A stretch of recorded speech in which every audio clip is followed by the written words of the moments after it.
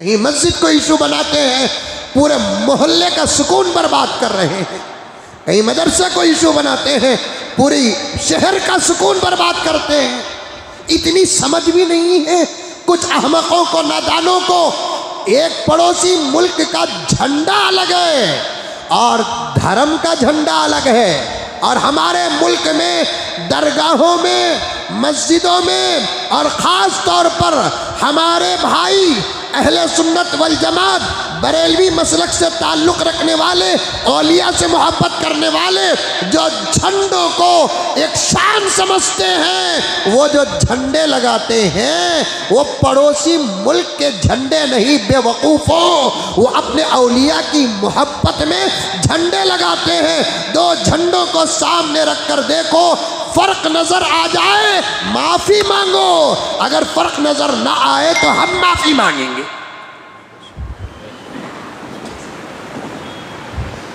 एक हरा कलर जिस पर इतनी भड़ास निकालते हो आप।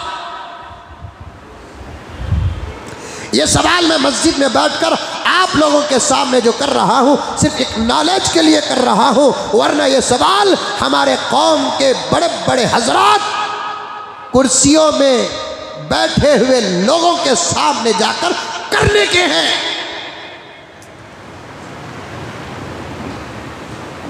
एक है मुल्क का झंडा जो तिरंगा है, जिससे हमारा प्यार है, प्यार। उस झंडे से ऊंचा हम कोई झंडा नहीं रखते। 22 जनवरी की खुशी में 26 जनवरी भूलने वाले ये, और हमने खुदा की कसम 26 जनवरी यौम जमहूरिया को भूला नहीं। मुल्क के हर मदरसे में जमहूरियत मनाई गई। कौन सा ऐसा मदरसा बताओ जहां यौम जमहूरिया न मनाया गया हो? झंडे लहराए, वुजू करके लहराए, बिस्मिल्लाह बोल कर लहराए, दुआ देकर लहराए। दुआएं आज भी देते हैं। उस झंडे के मुकाबले में हम कोई झंडा रखते ही नहीं। ये मुल्क है, ये धर्म है। मैं आपको एक समझ पैदा करने के लिए पेश कर रहा हूं, वरना ये बातें तो उनके सामने बयान करना है जो अपने अकल के एतबार से औरतों की अकल से भी नीचे गिरे हुए हैं। हमारे मुल्क के झंडे को निकालकर हमने कोई झंडा लगाया तो तब पाप होगा, जुर्म होगा। दफआत आर्टिकल दाखिल करो और अंदर भेजो। हमारा एक मजहबी झंडा है, मजहबी झंडा, मजहबी झंडा।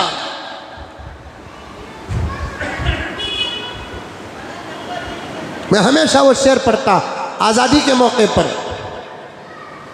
वतन के दुश्मनों को हम कभी हमदम नहीं रखते। जहां हमारा दुश्मन को हम दुश्मन समझते हैं, वहां हमारे मुल्क के दुश्मन को भी हम दुश्मन समझते हैं। कभी हमने ख्वाब में भी सोचा नहीं पड़ोसी मुल्क की तरफ तुम्हें इजाज़त दिए तो भी जाएंगे नहीं। हालांकि यहाँ से ज़्यादा गोरियाँ पुट्टियाँ वहाँ ही, फिर भी यहाँ के छोकरियाँ से तुम्हें शादी करेंगे, वहाँ नहीं करेंगे, क्योंकि हमारा मुल्क, हमने क्या ज़रूरत है। नहीं, उन्हें ज़रूरत नहीं। तुम्हारा मतलब जब होता नहीं, तुम सबको छोड़ देते हो। तुम तो उसी वक्त सानिया मिर्जा पर आवाज उठा सकते थे जब पड़ोसी मुल्क के शुएब मलिक से निकाह किया।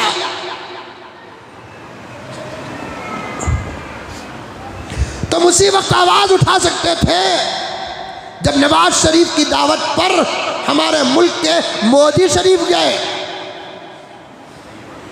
तुम्हारे जब मतलब की बातें आती है तुम दरगुजर कर देते हो, और हमारी भूल तो भूल, हमारी अकल को भी माफ नहीं करते तुम।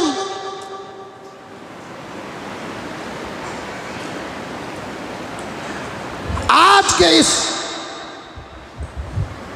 मिंबर और मेहराब से मैं बड़ों तक आवाज पहुंचाना चाहता हूं, कुछ तो बेदार होकर हरकत करो, वरना ये जवानियां जिनसे बड़ा काम होना है बेमौत मर जाएंगी।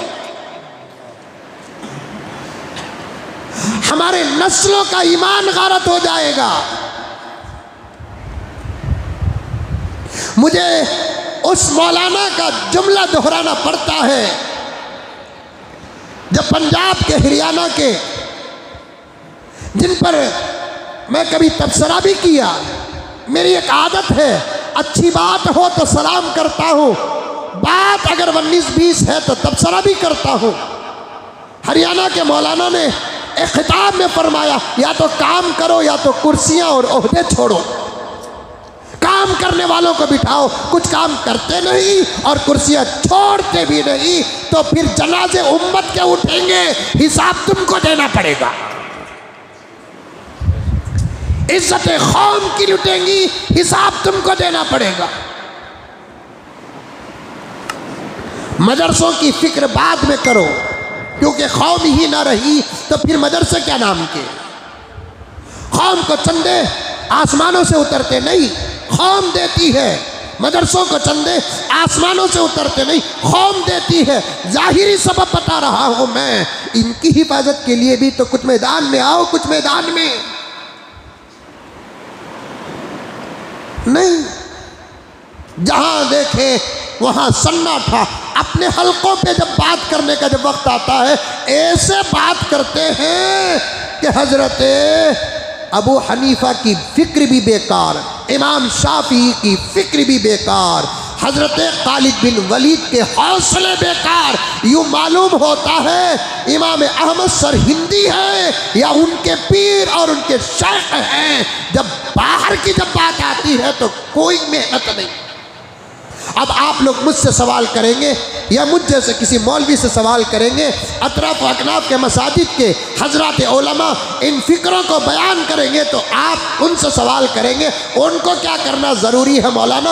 आप करो। काम करने के लिए कुर्सियों का भी, मकाम का भी सहारा लेना पड़ता है। बिल्कुल सही बात। वरना मोदी जी की हैसियत क्या है? उनका खानदान होना तो दूर की बात, बीवी बच्चे ही नहीं है, लेकिन वो पूरे मुल्क में काम कर रहे हैं, तो उनकी एक पोजीशन है, पोजीशन का असर पड़ता है, पोजीशन का असर पड़ता है। जहां अपने अंदर के औसाफ का असर पड़ता है, वहां एक पोजीशन का भी असर पड़ता है। दोनों जमा होते हैं, इनखिलाफ पैदा होता है। आ रही है बात समझ में?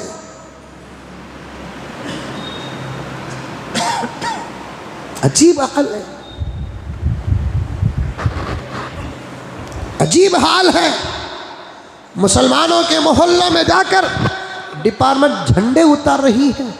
अरे कौन सा झंडा है साहब? ये मुल्की झंडा नहीं, ये मजहबी झंडा है। यहां क्या कहते हैं, वो स्क्रीन अगर दिखाने का मौका होता तो मैं आपको दिखाता। दोनों में फर्क है, फर्क। और हम हमारे मुल्क के झंडे का कितना अदब करते हैं।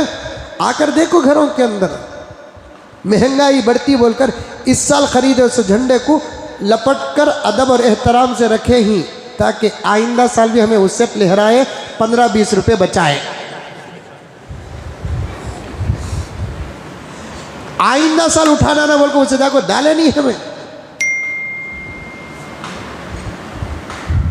और हमारे मुल्क से ऊंचा हमने कोई परचम रखा ही नहीं। वतन के दुश्मनों को हम कभी हमदम नहीं रखते, क्योंकि पड़ोसी जो मुल्क है जिससे तुम दुश्मनी करते हो, हिम्मत और हौसला है तो जाओ बॉर्डर में ख़त्म करो उनको। उनका गुस्सा यहां क्यों उतार रहे हो? अगर साथ में मदद के लिए बुलाना चाहते हैं हम भी आएंगे,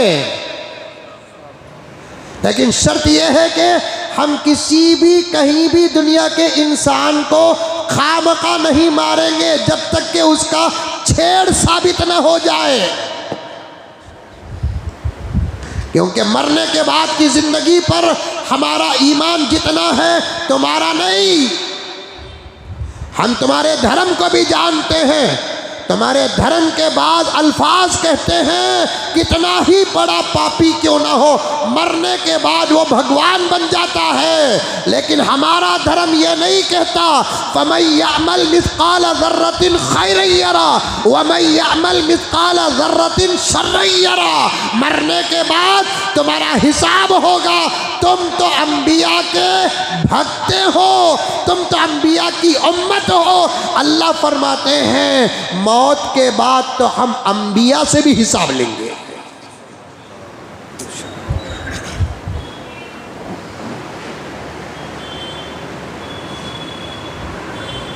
खामखा हम किसी को गाली नहीं देते, मारते नहीं।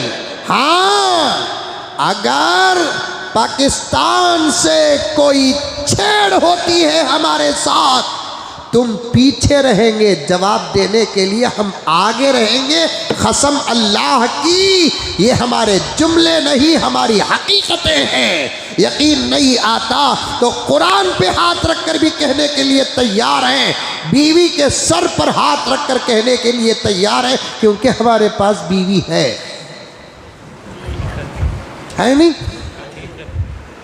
अगर यही शर्त सामने वाले पर लगाएंगे, है बीवी जो सर पे हाथ रख कर कहे,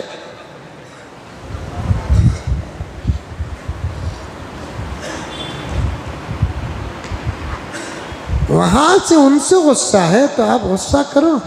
हिम्मत रही, यहाँ उछलते ना मेंढुकन की तरह उछलते नहीं यहाँ के लोग, जाना नहीं जाना नहीं जाना नहीं बोलकर। पंजाब का वो गेट भी बंद कर दो जहाँ हमारे पंजाबी भाई मजहबी नाम पर पूजा करने के लिए उसी मुल्क को जाते हैं।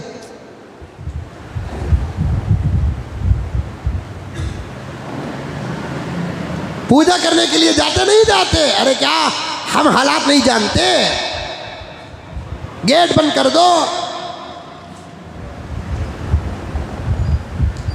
सारी दुनिया में मोहब्बत को आम करो, प्यार को आम करो, जुल्म सितम का खात्मा करो।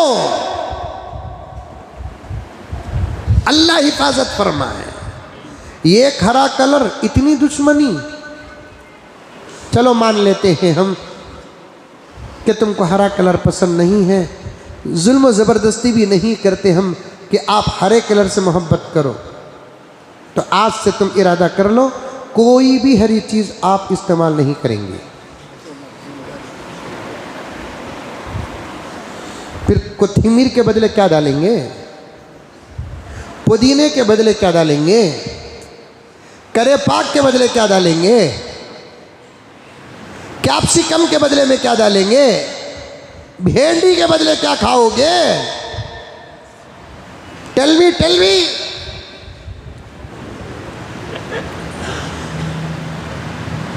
कलर को आपने तकसीम कर दिया मजहबों में।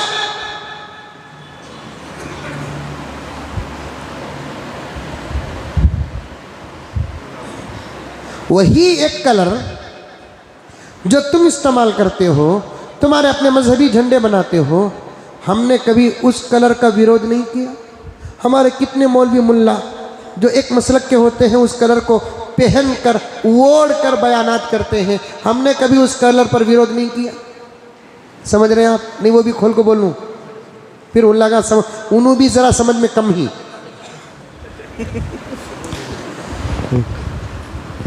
जो कलर तुम इस्तेमाल करते हो इबादत और सवाब समझकर, उस कलर को हमारे भी एक जमात के लोग इस्तेमाल करते हैं, लिबास पहनते हैं, गले में डालते हैं शाल और रुमाल।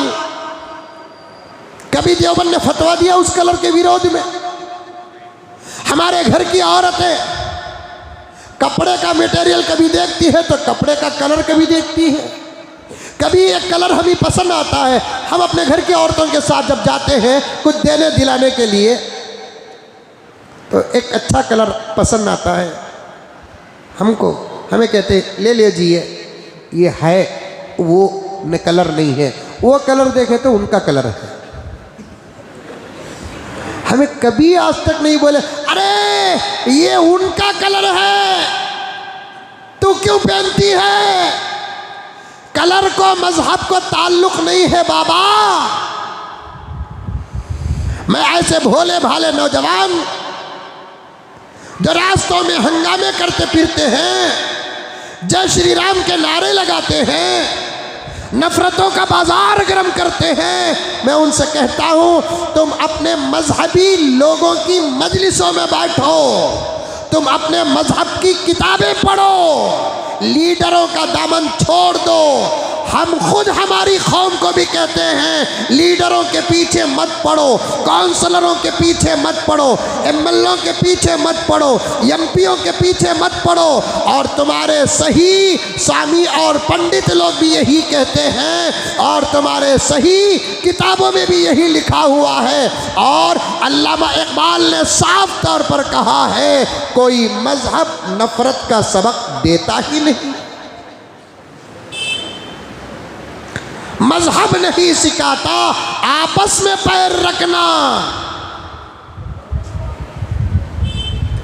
है गीता में मुसलमान को मारो, है रामायण में मुसलमान को दुकान से काम से बाहर कर दो। हमारे कुरान में तो नहीं है भाई। हमारा कुरान कहता है जहाँ तक नमाज की बात है मुसलमान को साथ ले, रोज़े की बात है मुसलमान को साथ ले, ज़कात की बात है मुसलमान को साथ ले, हज की बात है मुसलमान को साथ ले। लेकिन जहाँ खिदमत और इंसानियत, देने दिलाने, खाने पीने पिलाने की बात आती है, मजहब ना देख इंसानियत देख।